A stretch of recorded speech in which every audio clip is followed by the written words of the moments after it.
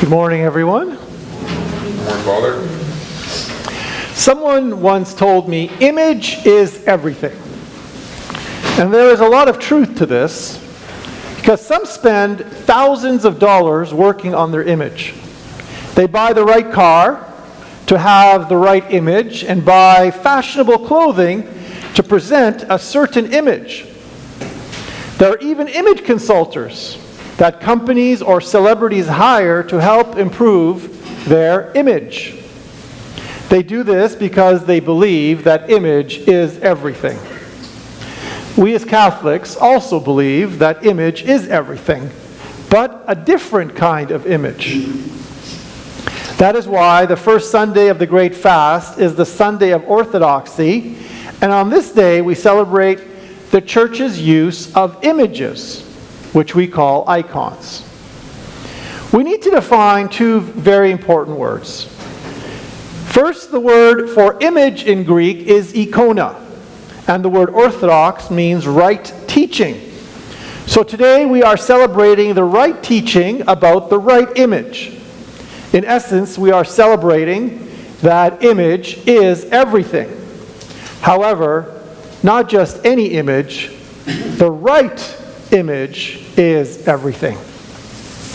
To understand what the right image is, we need to go back to the book of Genesis, chapter 1, verse 27, where we read, God created man in his own image. In the image of God, he created him, male and female, he created them. The image God created is everything, but not the one that we recreate or the one that we distort. That is why Deuteronomy chapter 27 verse 15 says, "Cursed be the man who makes a molten or graven image." This is true because what we make, we tend for some reason to also worship. We worship the image that we make of ourselves. We also worship our human-made image of the world. This is classic narcissism. Unfortunately, the image that we make for ourselves is quite different from the one that God made for us. Because God's image is not simply an external one. It's not clothing, it's not our hair, it's not our makeup, it's not our car. But an image that has depths and is the right image on both the outside, with regards to how we relate to others, and on the inside, what is happening when where no one else can see. The prophet Jeremiah says, "Every man is stupid and without knowledge, for his images are false, and there is no breath in them." God has created us as living and life-giving images, whereas we sometimes ignore the radiant beauty God made in us, and unfortunately, we settle for much less.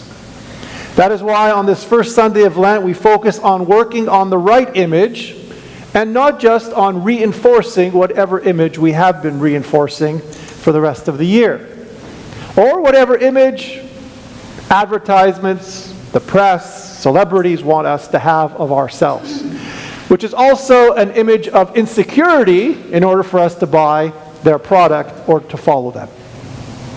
We want, especially during this time, the right image that recognizes the image that God has created in us. We also want to work all our life to develop this image in the multitude of skills and talents which we are capable of. This is the Christian image of humanity that is the right image. Unfortunately, we spend more time thinking about our hair, what we'll eat, deciding how we are going to dress, than we do to develop our personality. How are we going to think, act, speak, and relate in humility and service to those around us. God has made us in the right image, but we sometimes make up an alternate image. We all have a changing and passing image that is not everything. And we have our true image that endures and is based on Christ's love for us. That is everything. Jesus warns us in the Gospel of Matthew, chapter 6, verses 19 to 21, "Do not lay up for yourselves treasures on earth, where moth and rust consume, and where thieves break in and steal, but lay up for yourselves treasures in heaven, where neither moth nor rust consumes, and where thieves do not break in and steal.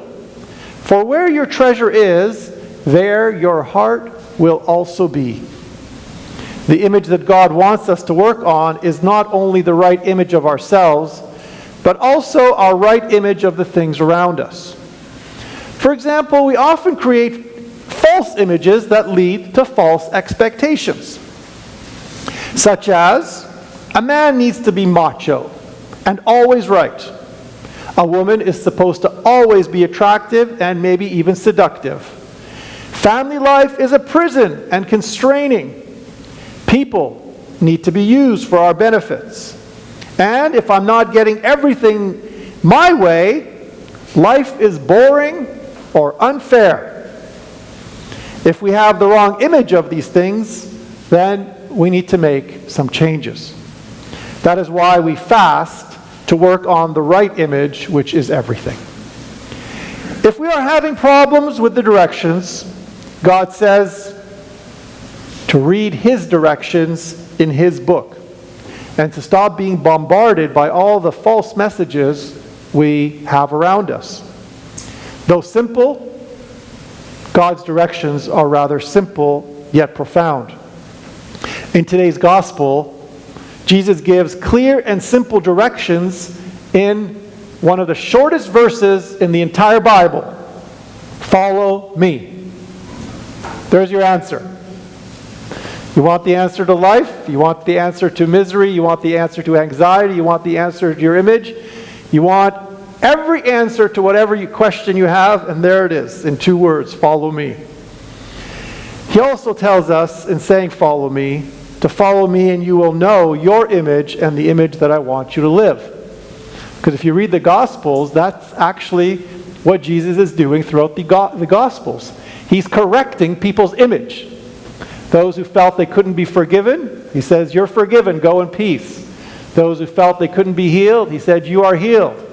Those who had broken friendships and broken relationships, He fixed every false image that we create for ourselves. On this first Sunday of Lent, we commemorate the pictures of the saints, which we call icons, once again, because image is everything. Not the image that I create for myself, but the image of God that the saints radiate through their faith and actions. We want to keep the image of the saints before us and surround our homes and churches with their icons because the saints had the right image and they fully lived God's image in them. Fasting and self-discipline remind us this same image is also in us, and we need to work hard to discover, appreciate, and develop it. That is why when the priest incenses, or the deacon incenses, we incense first the icon of Christ. We incense second the icon of the Mother of God, who was the perfect example of what it means to be a follower of Christ. And then we also incense the icons on the icon screen. And then, if you notice, we incense you, the living icons. This is based on what St. Paul tells us: I have been crucified with Christ. It is no longer I who live, but it is Christ who lives in me. And the life I now live in the flesh, I live by faith in the Son of God, who loved me and gave Himself for me. The saints could say this: no longer I who live, but Christ who lives in me. And this is a reminder to all of us to have that as our daily motto. We have that right image when we are able to say that. This is the image we want to develop and work on during these 40 days of fasting, because only the right image is everything. Let us work on our image, not just any image, but the image in which God created us and which can continue to shine through us.